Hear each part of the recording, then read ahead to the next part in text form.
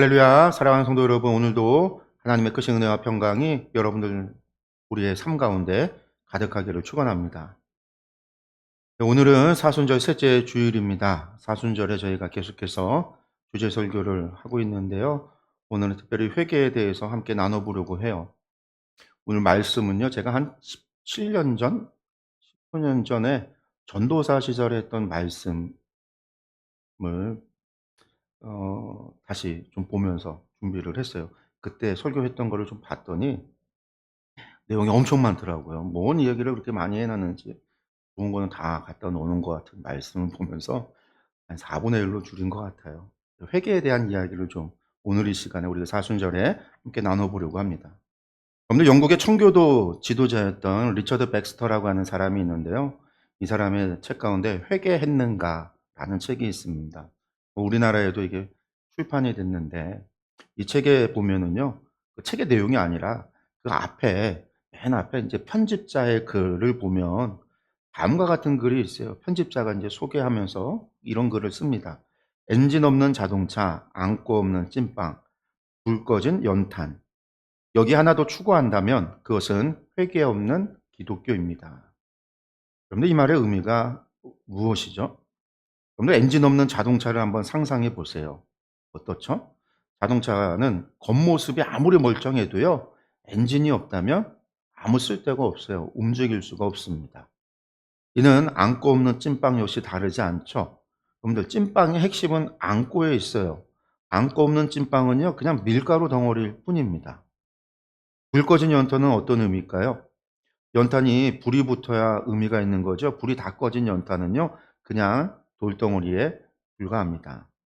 그러면 여러분들, 회개 없는 기독교는 어떤 의미일까요? 같은 선상에서 이 이야기를 하고 있다는 얘기는요, 회개 없는 기독교라는 것은 결국은 본질을 잃어버린 기독교다. 그런 의미, 그런 메시지입니다. 겉으로는 기독교의 틀을 갖추고 있지만, 또 기독교의 모습을 하고 있지만 죄에 대한 애통함이 없고 하나님의 뜻으로 돌이키려고 하는 결단도 없고 그러한 애씀과 그러한 삶의 노력이 없다라고 한다면 그것은 그저 형식적인 종교일 뿐이라는 말입니다. 그렇습니다. 여러분들, 회개는요, 복음의 시작이자 핵심입니다. 예수님의 공생의 첫 번째 말씀은요, 회개하라 천국이 가까웠느니라 라는 말씀이었고요.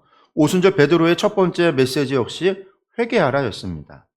회개는 기독교 신앙의 출발점이자 성화의 과정에서도요, 계속 반복되어야 할 핵심입니다. 그런데 우리는 이 회개가 중요하다라고 이야기하면서 실제로는 회개의 삶을 살아가지 않습니다. 그저 기도할 때나 회개의 기도를 하면 그것으로 된다라고 여길 뿐입니다. 그래서 회개의 삶이 무엇인지, 어떻게 하는 것이 참된 회개인지를 몰라요. 그렇습니다. 회개가 삶으로 연결되지 못하게 되는 근본적인 이유는 우리가 회개가 무엇인지를 정확하게 알지 못한다라는 거예요. 즉, 회개에 대한 잘못된 이해, 그릇된 이해 때문입니다. 그럼 성도 여러분, 여러분들에게 한번 질문하겠습니다. 회개가 무엇이죠? 여러분들이 생각하는 회개는 무엇입니까? 여러분들은 회개의 삶을 살아가고 회개하고 있습니까? 우리가 회개에 대해서 오해하는 가장 큰 이유는요, 회개와 자복을 동일시 여긴다라는 거예요. 이 회개와 자복의 차이를 알지 못하기 때문에 오는 잘못된 이해입니다.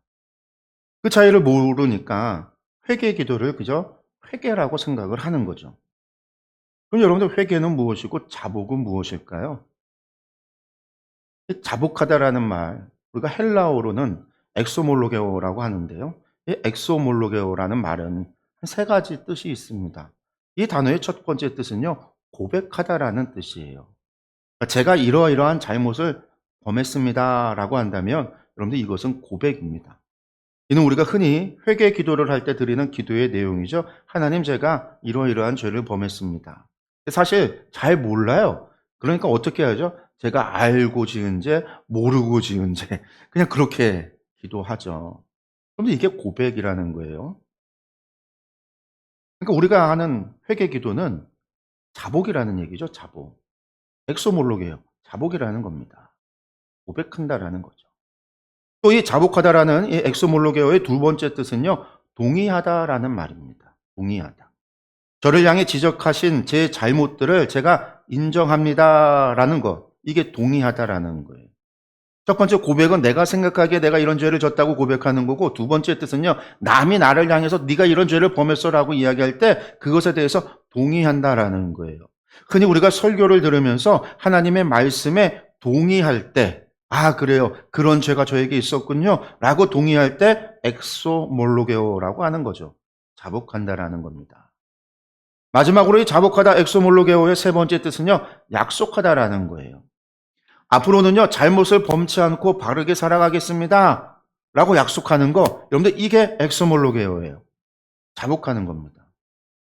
이 세 가지의 공통점, 고백하고 동의하고 약속하는 이 세 가지의 공통점은요, 그것이 무엇이냐면 이것이 고백이 되었던 동의가 되었던 약속이 되었던 모두가 입으로 한다라는 거예요.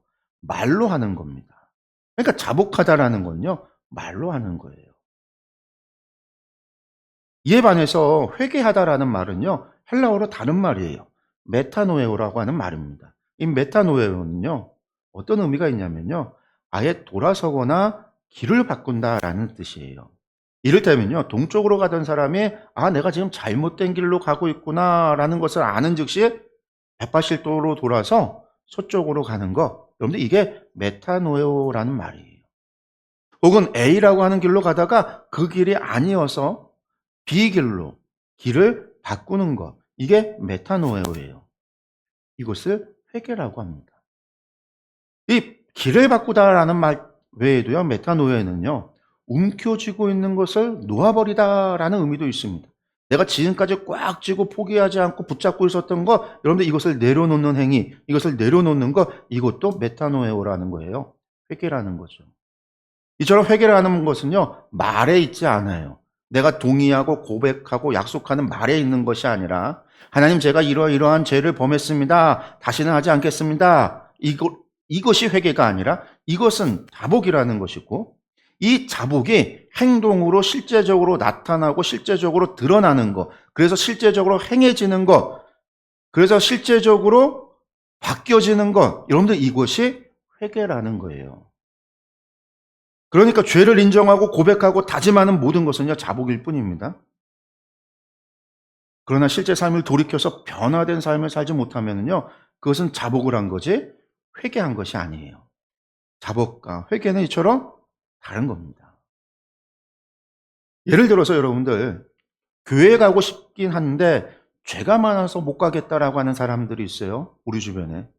그런데 이것은 마치 나에겐 때가 많아서 목욕탕에 갈 수 없다라는 말과 같습니다. 이런 사람은요, 자신이 죄인 사실에 대해서는 동의해요. 동의하지만 내 이 죄의 삶에서 벗어나고 싶은 생각은 없다라는 거예요. 실제로 벗어나지 않고 살아가는 거죠. 나한테 때가 있다라는 거 나 인정해, 그래. 근데 이 때를 지우고 싶지 않아. 나는 그냥 이 세상 때에 묻혀서 그냥 살아갈 거야. 라고 하는 거예요. 다시 말해서 자기 자신이 죄인임을 자복하면서도 회개할 마음이 없는 거죠. 이것은 회개가 아니라는 겁니다. 또 다른 예를 들면요, 도둑이 가게에서 물건을 훔쳤어요. 이 좀도둑이 물건을 훔치다가 주인에게 들킵니다. 그러니까요, 주인에게 싹싹 빌어요. 자신의 잘못을 인정하고 고백하고요, 다시는 하지 않겠다고, 훔치지 않겠다고, 제가 다시는 이런 강도질, 도둑질 안 하겠다고 그렇게 약속을 해요. 그러니까 주인이요, 마음이 넓어서 그의 말을 믿고요, 그를 용서해 줍니다. 근데 이 좀도둑이 돌아간 다음에 이튿날 다시 그 가게에 와서 도둑질을 했어요. 만약 이랬다라고 한다면요, 그 도둑은요, 회개한 게 아닌 거예요. 주인 앞에서 자복을 한 거지 회개한 것이 아니라는 거예요. 성도 여러분, 우리의 회개가 이와 같다라는 거죠. 우리 회개는 대부분의 경우 자복으로 끝이 난다라는 거예요. 고백하고 동의하고 약속하는 것. 나의 잘못을 지적하는 하나님의 말씀에 내가 동의하고, 나의 잘못을 하나님 앞에 고백하고, 내가 바른 삶을 살아가겠다라고 결단하고 결심하고 약속하는 것. 여러분들 이것은 대단히 잘하는 일이지만은요, 여러분 이것이 우리가 삶으로 드러나고 삶에서 지켜지고 삶에서 행해지지 않는다라고 한다면 그것은 회개한 것이 아니라는 거예요. 다르게 표현을 한다면요, 자복이라고 하는 것은요, 점과 같아요. 점. 자신이 잘못한 것을 깨닫는 즉시 하나님 앞에 자복할 수 있습니다. 말할 수 있는 거예요. 우리의 입술로 자복할 수 있어요. 여러분 이것은 하나의 점이에요. 그러나 회개는요, 점이 아니라 선입니다. 선. 회개는 지속적인 삶을 사는 것이기 때문에 그래요. 방향을 돌이키는 것이기 때문에 그래요. 다른 길을 아예 가는 것이기 때문에 그래요. 그렇기 때문에 점은 아니라 회개는 선인 거예요. 점이 선의 시작일 수는 있어요. 내가 동의하고, 내가 고백하고, 내가 약속하고, 그렇게 결단과 결심을 해서 선의 삶을, 회개의 삶을 시작할 수는 있지만, 이 점 자체가 선일 수는 없다라는 거죠. 자복이 회개의 출발점일 수는 있으나, 자복 그 자체가 회개일 수는 없습니다. 우리가 이것을 이해하지 못하니까, 우리가 하나님 앞에 나와서 자복만 하고 돌아가는 거죠. 우리가 자복만 하기 때문에 우리는 계속해서 반복된 죄를 범하고 있는 거죠. 우리는 자복만 하고 있기 때문에 실제적인 회개가 우리 삶에서 일어나지 않기 때문에 우리는 회개하고는 동떨어진 삶을 사는 거예요. 그러니까 내 삶의 변화가 일어나지 않아요. 왜? 계속해서 똑같은 길을 가니까요. 계속해서 똑같은 선택을 하고 있으니까요. 계속해서 똑같은 죄의 자리에 서 있으니까요. 성도 여러분, 자신의 방향이 틀렸으면 아는 즉시 180도로 돌아서는 것, 돌이키는 것, 여러분, 이것이 회개입니다. 근데 여기서요, 우리가 또 기억해야 할 것이 있습니다. 그게 뭐냐면요, 아는 즉시 180도로 돌아서는 거라고 했지만요, 아는 즉시라고 했지만 실제로는요, 돌이키기 위해서는요, 아는 것만으로는 부족하다라는 거예요. 우리는요, 자신의 방향이 틀렸음을 알아도 그 길을 계속 가는 것을 볼 수 있습니다. 우리 자신들이 그러잖아요. 그러니까 매일같이 자복하지만 돌이키지 않는다라는 거예요. 알고 있어요. 알지만 돌이키지 않는다라는 거예요. 알지만 회개하지 않는다라는 거예요. 마치 죄가 많아 교회를 가고 싶어도 가지 못하는 사람이 그런 사람인 것처럼 우리 자신들도요, 자복은 하지만요, 알고 있지만은요, 우리가 내 죄가 무엇인지를 알면서도 돌이키지 않고 바꾸지 않는다라는 거예요. 이것은 알기는 하지만 실제로 그 아는 것이 나의 믿음이 아니기 때문에 그런 겁니다. 왜 계속해서 그 길을 갈까요? 그 길을 계속 가도 산다라는 믿음이 있기 때문에 가는 거예요. 그래서 돌이키지 않는 겁니다. 교회에 나와 하나님을 믿고 예수님을 구주로 영접해야지만 죄의 문제에서 죄사함을 받고 구원함을 받을 수 있다라는 사실을 믿지 않으니까 교회 가고 싶지만 교회 안 간다라는 거예요. 나는 죄인이지만 교회 안 가겠다라는 거예요.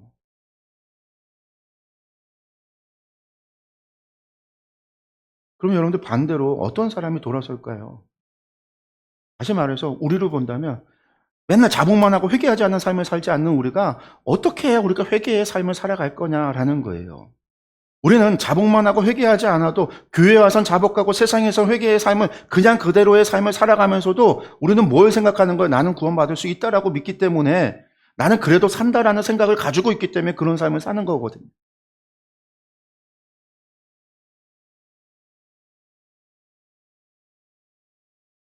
회개의 삶을 살아가는 사람은요, 내가 이러면 반드시 망하리라. 내가 이러면 반드시 망하리라. 이것이 하나님의 뜻이 아니고 이런 삶을 반복할 때 이것이 결국은 심판의 자리에 들어서는 것이요 구원이 아닌 멸망의 자리에 들어선다라는 사실을 내가 믿게 되어질 때에 돌이키는 거예요. 나의 지속적인 죄의 답습이 반복이 반드시 죽음으로, 반드시 멸망으로, 반드시 심판으로 온다라는 사실을 믿게 될 때만이 우리는 돌이키는 거예요. 사실상 우리는요, 그런 믿음이 부족한 거죠. 그래서 여러분들, 알기 때문에 돌이키는 것이 아니에요. 믿기 때문에 돌이키는 거예요. 믿음이 우리를 돌이키게 만드는 거예요. 믿음이 우리를 행동하게 만드는 거예요. 그래서 회개는 믿음의 결과고요. 회개는 믿음의 열매입니다. 그런데 회개가 믿음의 열매라는 것은요, 우리가 회개와 속죄라고 하는 이 두 가지를 같이 생각해 볼 때 더욱 분명해집니다. 우리가 회개의 기도라는 형식을 행했기 때문에 우리가 우리의 죄를 고백하고 우리의 죄를 동의하고 하나님 말씀 앞에 동의하고 하나님 앞에 결단하는 이러한 기도를 드렸기 때문에 우리가 속죄받는 게 아닙니다. 우리가 속죄받는 거는요, 우리가 하나님을 믿고 예수 그리스도를 믿기 때문에 주님의 그 십자가의 은혜와 그 사랑을 믿기 때문에 그 믿음으로 말미암아 우리가 죄사함을 받는 거예요. 기도를 했기 때문에 죄사함을 받는 게 아니라, 회개 기도를 했기 때문에 죄사함을 받는 게 아니라, 우리가 그 십자가를 믿기 때문에, 우리가 주님을 믿기 때문에, 우리가 하나님을 믿기 때문에 죄사함을 받는 거예요. 여러분들 믿음으로 속죄함을 받는 거잖아요. 그 믿음으로 속죄함을 받는다라는 것과 회개로 속죄함을 받는 것이 동일한 말이에요. 그러니까 회개가 믿음의 결과인 거예요. 믿음이 없이는 회개의 삶을 살아갈 수 없는 거죠. 믿음이 회개로 나타나는 거예요. 믿음의 한 열매가 회개인 겁니다. 우리가 자복과 회개를 구분했습니다. 회개라는 것이요, 고백이라는 말이 아니라 실제로 삶을 돌이키는 것이라고 한다면, 그런데 그 삶을 돌이켜 행동하게 하는 것, 죄의 길에서 돌이켜 의의 길을 가게 하는 것, 그 행하게 하는, 그것을 가능하게 하는 힘, 그 원동력, 여러분들 그것이 믿음입니다. 그렇게 믿음이 없이는 회개의 삶을 살아갈 수 없고요. 회개란 믿음의 열매로 반드시 나타나는 거예요. 그래서 그의 열매를 보면은요, 그 믿음을 알 수 있다라는 말을 하는 거죠. 믿음을 보면, 그의 행함을 보면 믿음을 알 수 있다라는 거예요. 열매를 통해서 믿음을 안다는 거예요. 예를 들어서요, 한 예를 들어 보면은요, 중세 수도원장에, 중세 수도원에 한 원장이 있었는데요. 이분이 아주 수도사들 가운데 좀 모자른 사람, 이 모자른 수도사 한 명을 편애를 해요. 그러니까 다른 수도사들이 반발을 합니다. 자신들이 보기에는 참으로 우둔하고 좀 모자란 사람인데 왜 원장은 저 사람만을 편애할까? 이런 반발을 해요. 그러니까 원장이 그 이유를 설명하고자 모든 수도승들을 불러 모읍니다. 그리고 그들에게 과제를 하나씩 줍니다. 그게 뭐냐면은요, 닭을 한 마리씩 주고서는요, 오늘 해가 떨어지기 전까지 이 닭을 잡아오는데 조건이 있다라는 거죠. 그 조건이 뭐냐면 아무도 없는 곳에서, 아무도 보지 않는 곳에서 이 닭을 잡아오라는 과제였습니다. 수도승들이요, 저마다 각자의 방법대로 가서 닭을 잡아봅니다. 점심이 되기 전에 모두가 닭을 잡았어요. 과제를 다 한 거죠. 근데 이 모자란 수도승만 닭을 잡지 못하고 닭을 들고 있는 거예요. 결국은요, 해가 떨어질 때까지 이 수도승은요, 닭을 잡지 못합니다. 그리고 그 시간이 돼서 원장이요, 모든 수도승들을 불러 모아요. 잡은 닭과 함께 불러 모읍니다. 그랬는데 이 모자른 수도승은요, 잡지 못한 생닭을 들고 온 거죠. 그러니까 사람들이 수군거려요. 아우, 무슨 닭도 하나 못 잡아서 저러고 그냥 갖고 왔냐고. 정말 모자르다. 그러니까 수도승은, 원장님은 왜 저런 사람을 그렇게 편애하고 저런 바보를 좋아해? 그러는 거죠. 그러면서 그를 향해서 비난합니다. 왜 못 잡아오냐? 그러니까 원장이요, 모든 사람들이 잡아온 걸 보고 그 모자른 수도승을 불러내요. 앞에 불러내서 묻습니다. 당신은 왜 이 닭을 잡지 못했습니까? 그저 이 모자른 수도승이 이야기를 합니다. 자기가 하루 종일 수도원 곳곳을 돌아다녔는데, 아무도 없는 곳을 찾아다녔는데, 아무도 보지 않는 곳을 찾아다녔는데 도저히 그런 곳을 찾을 수가 없었습니다라는 거죠. 그러니까 다른 수도승이 외쳐요. 왜 아무도 안 보는 곳이 없냐고. 정 없으면 네 방에 들어가서 잡으면 됐을 거 아니야. 막 이런 소리를 지르는 거죠. 이때 수도승이 하는 말이요, 하루 종일 헤매고 다녔어도 하나님께서 안 보고 계신 곳, 하나님께서 계시지 않은 곳이 없었습니다. 그의 행동을 보면은요, 그의 믿음을 알 수 있다라는 거예요. 그가 하는 행동을 통해서 그의 믿음이 증거된다라는 거죠. 이 모자란 수도승은 하나님의 전지하심과 무소부재하심을 믿었습니다. 그렇기 때문에 그는요, 닭을 잡을 수 없었어요. 믿음은 이처럼 우리의 행동을 결정합니다. 믿음은 반드시 삶에서 나타나고 보여집니다. 회개의 삶을 살아갈 수 있는 힘이 어디서 오는가? 이런 믿음에서 오는 거예요. 그래서 회개란 믿음이 없이는 할 수 없습니다. 아니, 믿음과 회개를요, 분리하면 안 돼요. 동일하게 봐야 됩니다. 여기서 무엇을 믿느냐라고 할 때, 그러면 무엇을 믿느냐라고 할 때, 회개라는 것은요, 예수 그리스도의 십자가를 믿는 거죠. 그 십자가의 은혜, 그 십자가의 사랑, 그 십자가의 속죄, 그 십자가의 대속을 믿는 거예요. 이것에 대해서 예수님께서 하신 말씀이 오늘 우리가 읽은 본문의 말씀입니다. 우리가 읽은 말씀 다시 한번 보겠습니다. 모세가 광야에서 뱀을 든 것 같이 인자도 들려야 하리니 이는 그를 믿는 자마다 영생을 얻게 하려 하심이니라. 그런데 예수님의 이 말씀은요, 민수기의 불뱀 사건을 모티브로 언급하고 계신 거죠. 이 불뱀 사건이 무엇인가요? 우리가 잘 아는 이야기이지만 불뱀 사건이라고 하는 것이 이스라엘 백성들이 40년 광야 생활을 거의 마치는 마지막 해에 요단 동편으로 올라갈 때의 마지막 길에서 아라바 광야를 지나게 되는데 그곳이 너무나 더운 광야였다라는 거죠. 그때 그들이 불평하고 원망을 쏟아냅니다. 그러자 예수님께서 불뱀을 보내서 그들을 물려 죽게 하십니다. 이런 심판이 일어나자 백성들이 회개를 하죠. 살려달라고 소리칩니다. 잘못했다라고 빌어요. 회개합니다. 그러자 하나님께서 모세에게 노스로 뱀을 만들어서 장대에 매달아 놓으라고 이야기를 합니다. 그리고 그 뱀에 물린 사람은 누구든지 그 노뱀을 바라보면 낫게 될 것이다. 살 것이다. 약속하세요. 하나님이 이스라엘 백성들이 자신의 죄를 인정하고 자복했을 때 그들을 그 즉시 살려주지 않았습니다. 하나님은 모세로 하여금 노뱀을 만들어 그 뱀을 바라보는 자가 살 것이라고 했어요. 하나님은 노뱀을 보라는 행동을 이스라엘에게 요구하신 거죠. 그러면 모세가 만든 그 노뱀에게 어떤 기이한 능력이 있어서 그 노뱀을 바라보며 뱀에 불린 사람들의 몸속에서 독이 사라지는 걸까요, 여러분들? 그게 아니잖아요. 노뱀이 특별한 게 아니라 그 행동을 행할 때 하나님께서 독을 사라지게 해주시는 거죠. 낫게 해주시는 거죠. 사실 여기서는요, 어떻게 독이 사라지는가? 이것이 중요한 이야기가 아니에요. 어떻게 사람들이 살아날까? 이게 중요한 게 아니에요. 왜 하나님께서는요, 이스라엘 사람들이 자복하고 고백하고 기도했을 때 그들을 용서하시고 그들을 살려주신 것이 아니라 그들이 노뱀을 바라볼 때, 그들이 하나님의 말씀을 따라서 노뱀을 바라볼 때 그들을 용서하시고 그들을 구원하셨는가라는 점이에요. 하나님은 모세의 노뱀을 통해서 이스라엘의 믿음을 시험한 거죠. 이스라엘 백성에게 믿음을 요구한 거란 말이에요. 우리는 이 말씀을 통해서 이러한 가정을 해볼 수가 있어요. 만약에 모세가 노뱀을 만들고 그 뱀을 쳐다보라, 그러면 구원함을 얻을 것이다 라고 했을 때 이스라엘 백성들이요, 그 말을 무시하고 쳐다보지 않았다라고 한다면 어떤 일이 일어났을까요? 당연히 쳐다보지 않은 사람들은 그 불뱀의 독에 의해서 죽임을 당했을 겁니다. 그들이 고백하고 그들이 동의하고 그들이 약속했다 할지라도, 그들이 아무리 자복했다 할지라도 그들이 바라보지 않았을 때 그들은 다 죽게 됐을 거라는 거예요. 내가 이미 죄를 용서하고, 내가 이미 죄를 고백하고 내가 죄를 인정하고 자복했는데 내가 회개 기도를 드렸으니까 용서받는 것이지 무슨 노뱀을 바라봐. 이게 무슨 과학적인 것이 있어? 이게 무슨 논리적인 것이 있어? 이게 무슨 말이 되는 거야?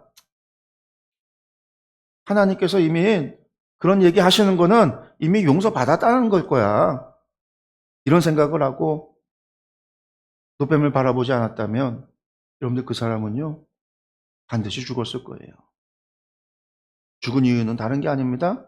노뱀을 바라보지 않았기 때문에. 그리고 노뱀을 바라보지 않은 이유는 뭐에 있어요? 하나님께서 말씀하신 그것을 믿지 못한 거죠. 하나님은 신뢰하지 않고 믿지 않았다라는 거예요. 그는 하나님보다 더 중요하다라고 생각되는 것이 있다라고 생각한 거죠. 믿은 거예요. 뭐가? 종교적 행위. 내가 자복하고 내가 회개했으니까.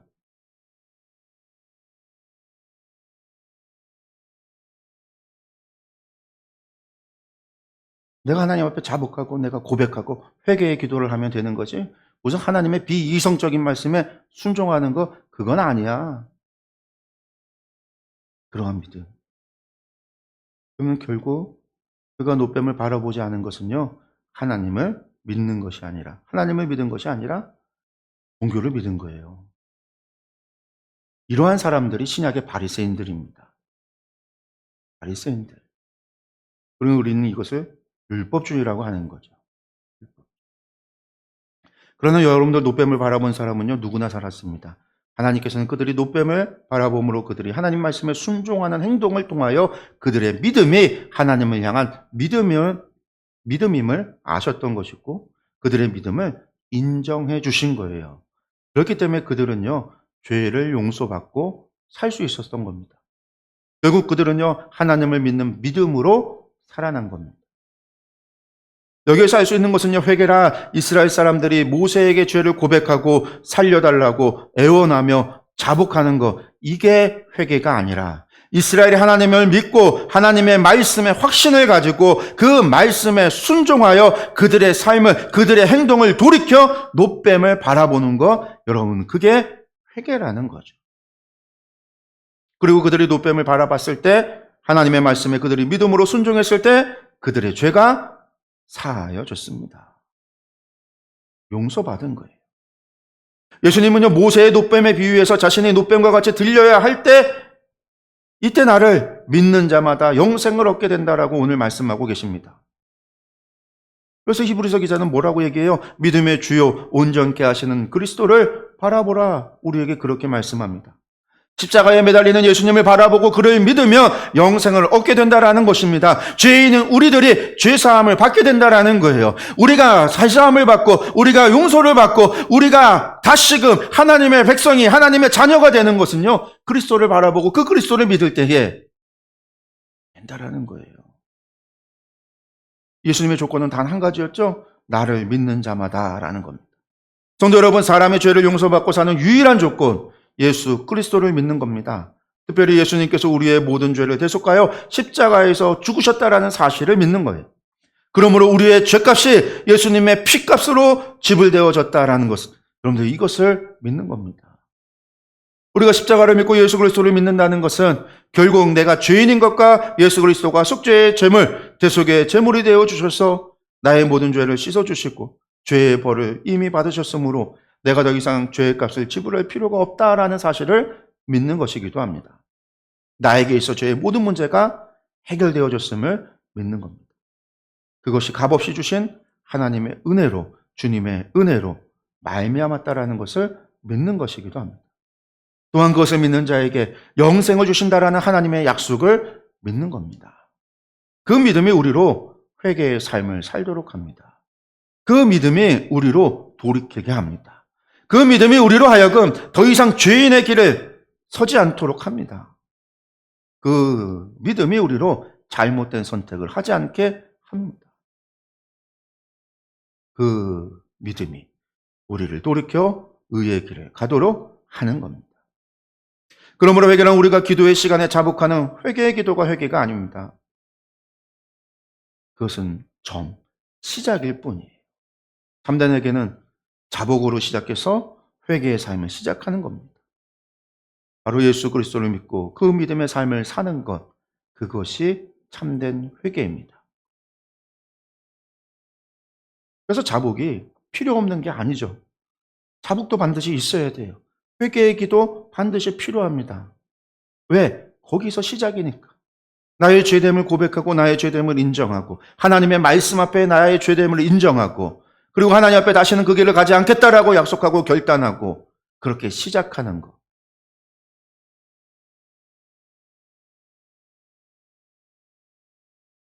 그 시작으로부터 회개가 시작이 되기 때문에 그 자복으로부터 그 결단으로부터 회개의 삶을 시작할 수 있기 때문입니다.